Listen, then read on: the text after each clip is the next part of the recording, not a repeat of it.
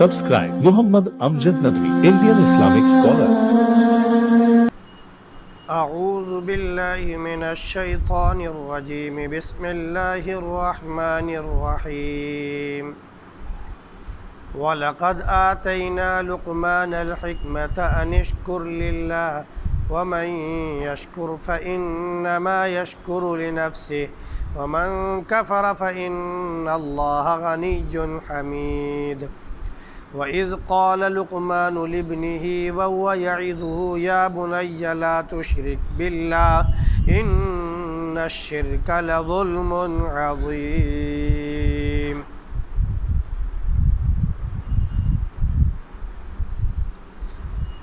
وَلَقَدْ آتَيْنَا لُقْمَانَ الْحِكْمَةَ أَنِ اشْكُرْ لِلَّهِ، اور ہم نے لقمان کو حکمت عطا کی، اللہ کا شکر ادا کرو، اور جو شکر ادا کرتا ہے تو اپنے آپ کے لیے شکر ادا کرتا ہے، اور جو منکر ہوگا تو اللہ رب العزت بڑا بے نیاز اور قابل ستائش ہے۔ اور جب کہ لقمان نے اپنے بیٹے سے کہا اور وہ اسے نصیحت کر رہے تھے کہ اے میرے بیٹے، اللہ کے ساتھ شرک مت کرنا، یقیناً شرک بہت بڑا ظلم ہے۔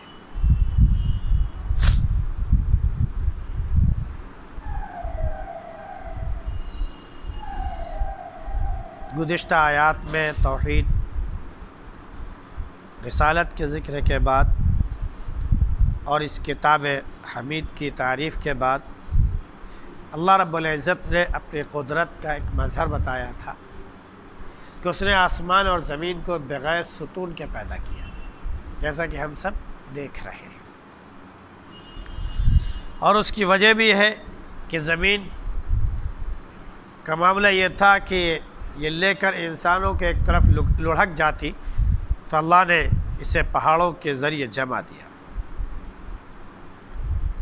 اور پھر اس میں ہر قسم کی جاندار چیزیں پیدا فرمائی، اور آسمان سے بارش برسایا، پھر اس میں نباتات اگائے، اور ان نباتات اور تمام قسم کے اناج اور غلوں میں یا جو بھی چیزیں پائی جاتی ہیں ان میں اللہ نے جوڑے بنائے۔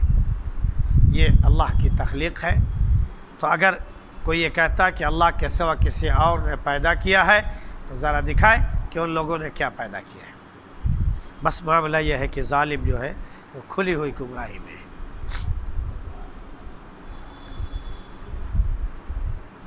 پہلے دن اس بات کا ذکر کیا گیا تھا کہ اس سورے کا نام سورہ لقمان پڑا ہے، اور اس میں حضرت لقمان کا ذکر آتا ہے، اس لیے جو ہے انہی کے نام پر جو ہے یہ سورے کا نام پڑا ہے۔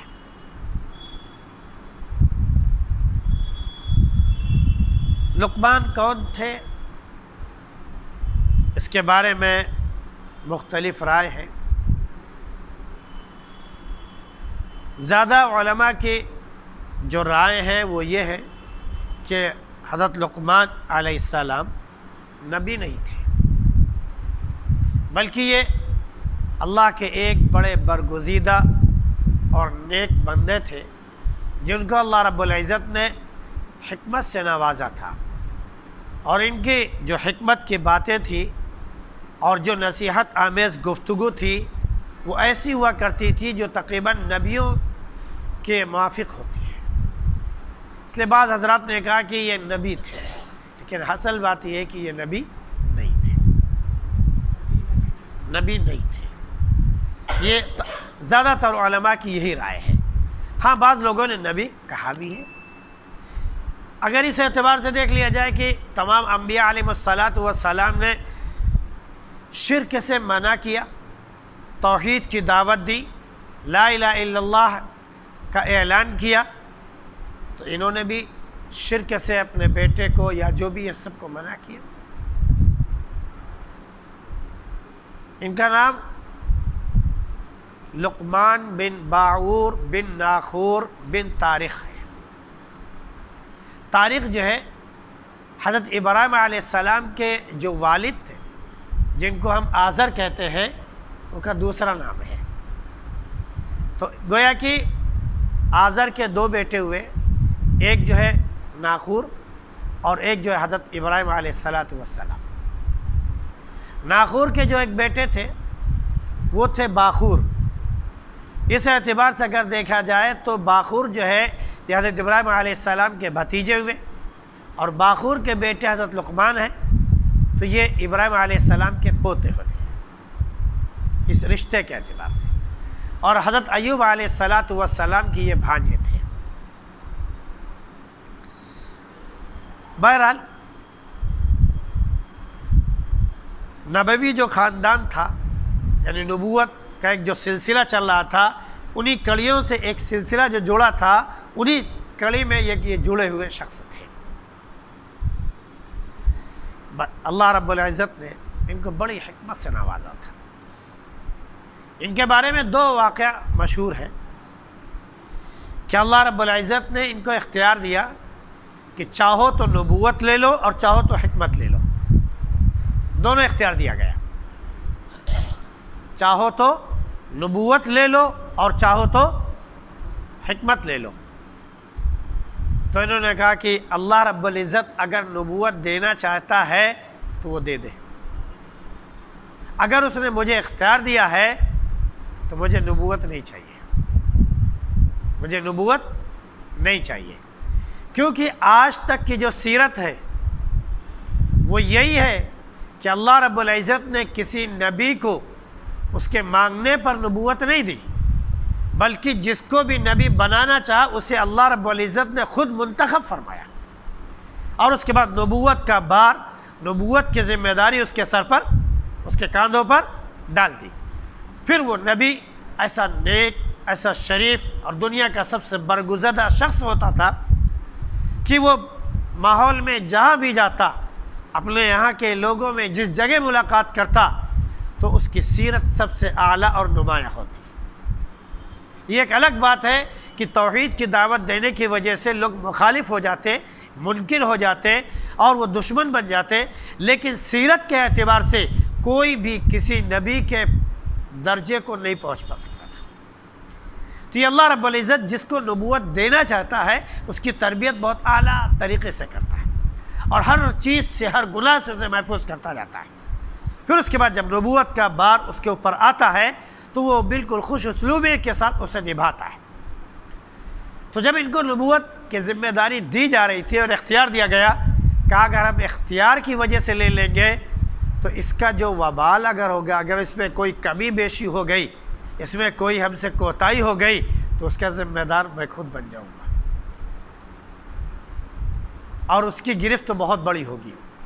اس لیے مجھے اختیاری چیز نہیں چاہیے، مجھے وہ چیز چاہیے جو اللہ رب العزت کی طرف سے ودیعت ہو رہی ہے۔ لہذا انہوں نے حکمت کی باتیں لے لی۔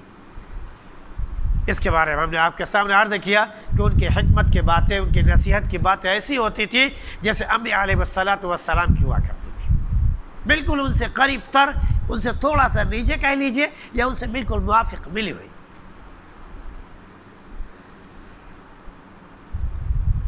ایک واقعہ جو دوسرا ہے وہ یہ تھا کہ ان سے کہا گیا کہ آپ بادشاہت چاہتے ہیں یا حکمت؟ آپ بادشاہت چاہتے ہیں یا حکمت؟ تو انہوں نے کہا کہ بادشاہت جو ہے یہ جھگڑے کی چیزیں ہیں، آج ان کا معاملہ میں نمٹاؤ، کل ان کا معاملہ میں نمٹاؤ، آج یہ کرواؤ کل وہ کرواؤ، آج یہاں معاملہ آج وہاں معاملہ، آج ان کے ساتھ جھگڑا آج ان کے ساتھ جھگڑا، آج اس جگہ حملہ آج اس جگہ حملہ، دنیا بھر کی چیزیں اس سے جڑی ہوئی ہوتی ہیں۔ لہذا ہمیں حکومت نہیں چاہیے، ہمیں بادشاہت نہیں چاہیے، ہمیں کیا چاہیے؟ اللہ رب العزت اگر دینا چاہے تو حکمت دے دے، عقل و دانش۔ تو یہ حکمت جو ہے یہ علم پر، عقل پر، حلم و دانش مندی پر، نبوت پر، قرآن اور دیگر تمام جو آسمانی کتابیں ہیں ان پر یہ محیط جو باتیں ہیں وہ حکمت کہلاتی ہیں۔ یعنی ایسی بات جو انسان کے دل میں پیوست ہو جائے اور اس کی جگہ جا کر وہ خاموش ہو جائے کہ اب اس سے اچھی بات میری سمجھ میں نہیں آتی ہے، اصلاً یہی حکمت ہے۔ یہی کیا ہے؟ حکمت ہے کہ سامنے والا جو ہے وہ بات کو اچھی طرح سے اپنے ذہن میں، اپنے دماغ میں، اپنے دل میں اتار لے اور پھر اس کے خلاف نہ ہو۔ یہ اصل حکمت کی بات ہے۔ اللہ حکمت سب سے پہلے اپنے نبیوں کو عطا کرتا ہے، اس لیے حکمت کا ایک مفہوم نبوت بھی ہوتا ہے۔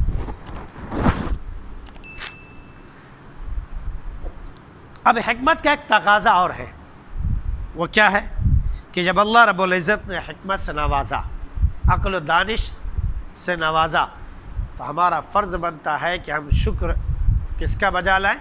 اللہ رب العزت کا شکر ادا کریں، کیونکہ جس کا شکر ہم ادا کر رہے ہیں اسی نے ہمیں حکمت سے نوازا ہے، عقل سے نوازا ہے، اور اس کا شکر ادا کریں گے تو اور مزید وہ عطا کرے گا، مزید وہ نعمتوں سے نوازے گا۔ تو اللہ رب العزت نے شکر کا حکم دیا ہے۔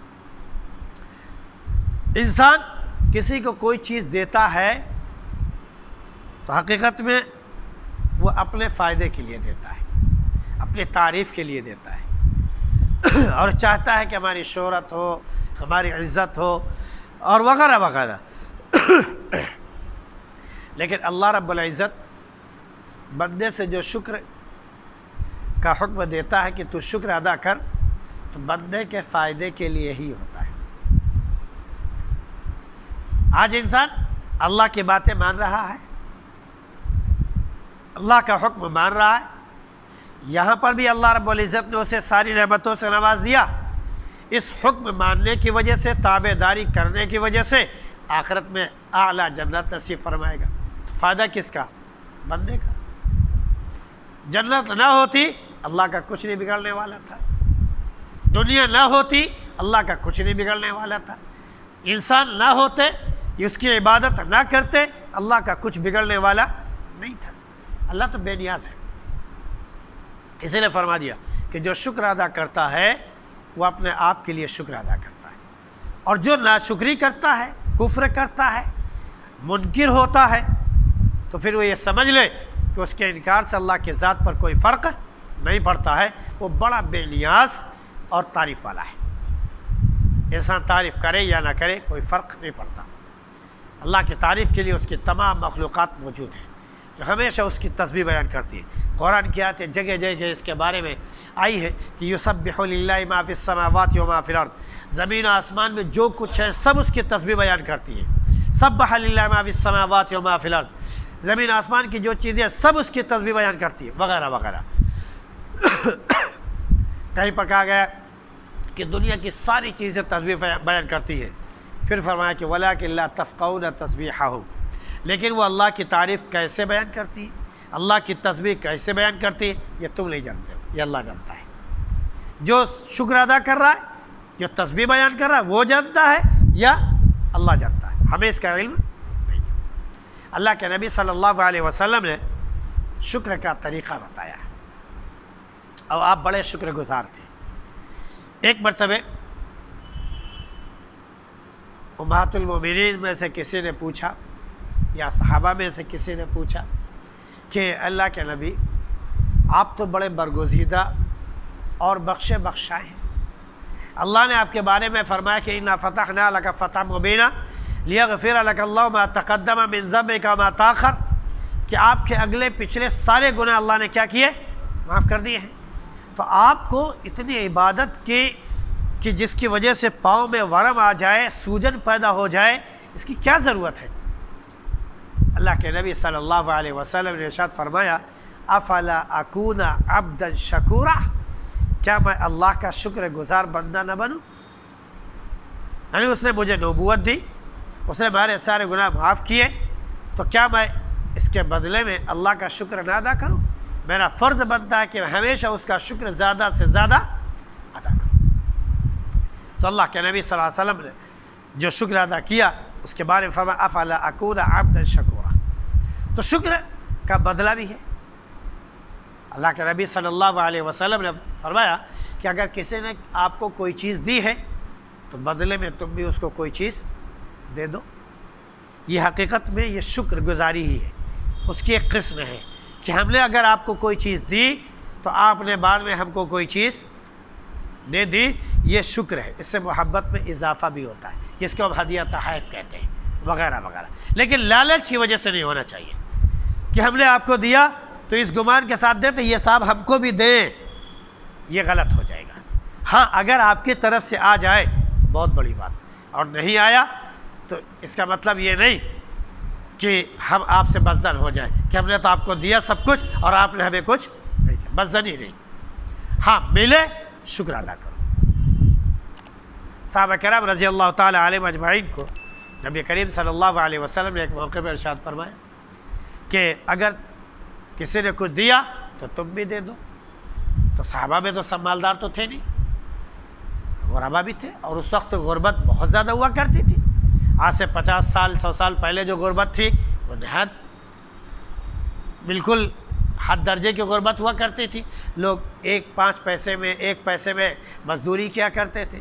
معلوم ہوا کہ اگر ان کو 1 روپے مل گیا تو 1 روپے میں معلوم ہوا گھر کا پورا خرچ، پورا گھر کا ساز و سامان، جو بھی ضرورت کی چیزیں ہوتی تھی وہ گھر میں لا کے رکھ دیتے اور وہ خوب چلتا۔ اور آج ہم 1 روپیہ کے لے کے چلے جائیں تو 1 ٹافی شاید مل جائے، ورنہ مشکلیں ملنا کوئی چیز۔ تو معلوم یہ ہوا کہ وہ غربت کا دور تھا۔ تو اللہ کے نبی صلی اللہ علیہ وسلم نے صحابہ کو سکھایا، تو کہا اللہ کے رسول سب کے پاس تو یہ ہے نہیں کہ وہ اگر کسی نے کچھ دیا تو وہ بھی بدلے میں دے دے۔ تو فرمایا کہ اللہ رب العزت نے اس کا بہترین طریقہ بتایا ہے کہ اگر آپ کے پاس نہیں ہے تو شکر گزاری کا طریقہ یہ ہے کہ آپ اس کو دعا دے دیجئے، جزاک اللہ خیرا و احسن الجزاء، اللہ رب العزت آپ کو بہترین بدلہ عطا فرمائے اور خوب سے خوب اچھا بدلہ عطا فرمائے۔ فرمایا کہ نعمت جو اس کو ملی تھی وہ کس نے دی؟ اللہ نے دی۔ وہ نعمت میرے پاس نہیں تھی، اللہ نے وہ نعمت آپ کے ذریعے میرے پاس پہنچائی۔ تو نعمت دی ہوئی کس کی ہے؟ اللہ کی۔ تو ہم نے اپنی دعا کے ذریعے آپ کو اللہ کے حفظ امان میں رکھ دیا کہ اللہ آپ کو اور عطا فرمائے۔ جس نے آپ کو اتنا دیا اللہ آپ کو اس کے مقابلے میں اور زیادہ عطا فرمائے۔ فرمایا کہ اس سے بڑا بھی شکر ہو گیا کہ دینے والی ذات کی طرف آپ نے اس موڑ دیا کہ بس اللہ آپ کو خوب خوب خوب نوازے، یہ شکر ہے۔ ایک مرتبہ حضرت عائشہ رضی اللہ عنہ نے کسی کے پاس کچھ بھیجا تو انہوں نے بھی ادھر سے کچھ بھیجا، بلکہ ادھر سے کچھ آیا تو انہوں نے بھی ادھر سے کچھ بھیجا، اور پھر ساتھ میں یہ کہا کہ جا کے کہہ دینا جزاک اللہ خیر و احسن الجزاء۔ تو صحابی نے کہا کہ انہوں نے دیا بدلے میں آپ نے بھی دے دیا، یہ شکر گزاری تو ہو گئی، یہ جزاک اللہ خیر و احسن الجزاء پھر اب آگے کی ضرورت کیا رہی؟ کہا دیکھیے انہوں نے دیا ہم نے دیا، دینے میں ہم دونوں کیا ہو گئے؟ برابر ہو گئے۔ ہم نے جزاک اللہ خیر و احسن الجزاء کہہ دیا تو ہماری نیکی میں مزید اضافہ ہو گیا۔ یہ اللہ رب العزت نے ہمیں تعلیم دی کہ ہم کیسے شکر ادا کرنے والے بن جائیں۔ تو لقمان نے اپنے بیٹے کو سکھایا کہ اللہ رب العزت نے شکر گزاری سکھائی اور حکمت ان کو سکھائی۔ انہوں نے اپنے بیٹے کو حکمت کی تعلیم دی، اپنے بیٹے کو شرک سے بچانے کی کوشش کی، اور اپنے بیٹے کو توحید کی تعلیم دی۔ اب بیٹا توحید پرست تھا یا مشرک تھا اس کے بارے میں کچھ نہیں کہا جا سکتا۔ اگر وہ مشرک تھا تو اسے شرک سے بچنے کا حکم دیا کہ لا تشرک باللہ، اللہ کے ساتھ شرک مت کرو۔ اور اگر وہ مشرک نہیں تھا، توحید پرست تھا، تو توحید کی جو تعلیم تھی اسے ان کے دل میں دماغ میں اور بھی راسخ اور مضبوط کرنا مقصود تھا کہ ایسا توحید کی تعلیم ایسے تمہارے دل میں بیٹھ جائے کہ شرک کا شائبہ بھی تمہارے پاس سے گزر کر نہ جائے۔ شرک کی کوئی بھی چیز جس میں ذرا سا بھی شبہ ہو جائے، شک ہو جائے، وہ بھی تمہارے پاس سے گزر کر نہ گزرے۔ اس طرح توحید پر انسان قائم ہو جائے۔ تو گویا کہ دونوں تعلیم۔ اب رہا معاملہ کہ وہ مشرک تھا یا نہیں، تو اس کے بارے میں یہ نہ کہے کہ اگر یہ بڑے موحد تھے، توحید پرست تھے، تو بیٹا کیسے مشرک ہو گیا، یہ کچھ نہیں کہا جا سکتا۔ بھئی اللہ کے نبی صلی اللہ علیہ وسلم سے بڑا توحید پرست تو کوئی نہیں ہو سکتا۔ آپ انبیاء کے سردار اور تمام انبیاء توحید پرست، آپ انبیاء کے سردار، آپ نے توحید کی تعلیم دی۔ آپ کے باپ کے بارے میں، آپ کی ماں کے بارے میں شریعت خاموش، دوسرے لوگ لب کشائی کرتے ہیں، کچھ نہیں کہا گیا۔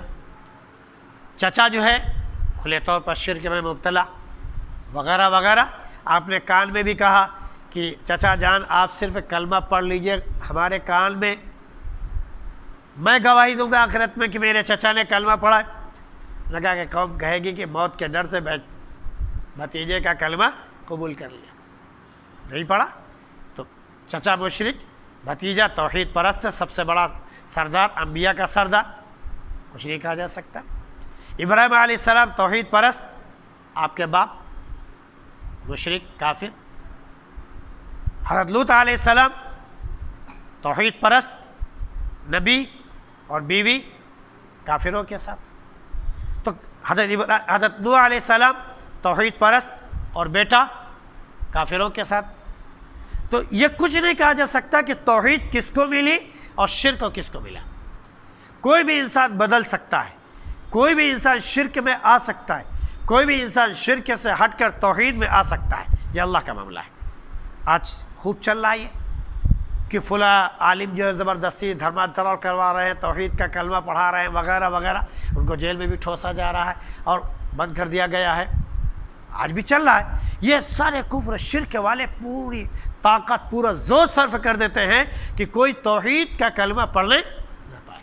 آج پوری دنیا اسی پر لگی ہوئی ہے، چاہے وہ عیسائی مشنریاں ہو، چاہے وہ یہودی لابی ہو، اور چاہے وہ کفر اور شرک والی تنظیمیں ہو، چاہے جو ہو، سب کا صرف ایک ہی وہ ہے کہ اسلام غلبہ پانے نہ پائے، اسلام غلبہ پانے نہ پائے۔ کیوں؟ اس لیے کہ ان کو معلوم ہے کہ اسلام کی تعلیم ایسی تعلیم ہے کہ اگر اس پر عمل کر کے انہوں نے دکھا دیا، جیسے کہ نبی صلی اللہ علیہ وسلم نے اور صحابہ نے عمل کر کے دکھایا، تو پوری دنیا میں یہ پھر سے چھا جائیں گے۔ اس لیے ان کو دبایا جائے، ان کو ظالم، جابر، فحاش، عیاش وغیرہ وغیرہ ساری چیزیں بتا کر ان سے دور کرنے کی کوشش کی جائے، تو لوگوں کو دور کیا جا رہا ہے۔ پھر اس کے بعد یہ اپنے کفر و شرک میں رہ کر لوگوں کے ساتھ کیا ظلم ڈھاتے ہیں وہ چھپایا جاتا ہے، اسے لوگ بیان نہیں کرتے، اسے میڈیا بیان نہیں کرتی ہے۔ لیکن اگر یہ اسلامی سزا دے دے تو میڈیا اسے چیخ چیخ کر کہتا ہے دیکھو یہ ظلم ہے، یہ ظلم ہے، یہ ظلم ہے۔ چور نے چوری کر لی، ارے بھائی انسان نے چوری کر لی تو اس کا ہاتھ کیوں کاٹا گیا؟ ایک شخص فحاش تھا، اگر اس نے بدکاری کر لی، چلو بدکاری کر لی تو اب اسے پھانسی کیوں دی جا رہی ہے، اسے سنسار کیوں کیا جا رہا ہے؟ وہ ناسور ہے، وہ معاشرے کا ناسور ہے، اور ناسور کو ختم کرنا ہی یہ اصلاح ہے۔ لیکن آج دوسرے اس میں بھی یہ سزائیں پائی جا رہی، دوسرے کیا بولتے ہیں ملکوں میں بھی یہ سزائیں لاگو کی جا رہی، دھیرے دھیرے اپنے اپنے اعتبار سے انہوں نے لاگو کیا رکھی ہے۔ لیکن بہرحال شریعت کی طرف سے اگر لاگو ہو جائے تو سب کو پریشانی ہوتی ہے۔ ان کو معلوم ہے کہ اگر مسلمان متحد ہو گئے تو پھر دنیا کی کوئی طاقت ان کو ہرا نہیں سکتی۔ فلسطین میں مسلمان مٹھی بھر ہیں، مٹھی بھر صرف متحد ہیں، دنیا کی سپر طاقت اسرائیل ان کا کچھ نہیں بگاڑ پا رہی ہے، ان کا کچھ نہیں بگاڑ پا رہی ہے۔ افغانستان میں مسلمان متحد ہیں، 3 طاقتیں آ کر اپنا سر پھوڑ کے واپس چلی گئی، ان کا کچھ نہیں بگاڑ پایا، صرف ان کے اتحاد کی وجہ سے۔ تو آج مسلمانوں کو یہی ہے کہ اگر ان کو ڈر ہے کہ اگر مسلمان متحد ہو جائیں تو ان کو یہ ڈر ہے، ہمارے خاص طور سے ہندوستان میں بھی یہ ڈر پیدا ہو گیا ہے کہیں ایسا ہونا کہ مسلمان متحد ہو جائیں۔ اس لیے انہوں نے، یہ ہمارے ذمہ داران ہیں، ہمارے جو اکابر ہیں، ان کو ایک ایک کر کے کیپچر کرنا شروع کیا، پکڑنا شروع کیا، تاکہ مسلمانوں کی رہی صحیح ختم ہو جائے، طاقت ختم ہو جائے، اور یہ بددل ہو جائیں اور بزدل بن جائے اور سر اٹھانے کے لائق نہ رہے۔ لیکن اللہ رب العزت کا معاملہ یہ ہے کہ توحید کی تعلیم جس کے اندر پیوست ہو گئی ہے، جس نے کلمہ پڑھ لیا ہے، آج نہیں تو کل اللہ اسے متحد کر ہی دیتا ہے۔ اللہ رب العزت ہم سب کو متحد بنائے، اور شرک جو سب سے بڑا ظلم ہے، جو اللہ کو سب سے زیادہ ناراض کرنے والا ہے، اس سے ہم سب کی حفاظت فرمائے۔ سبحان اللہ وبحمدہ، سبحانک اللہم وبحمدک، ونشہد ان لا الہ الا انت، نستغفرک ونتوب الیک۔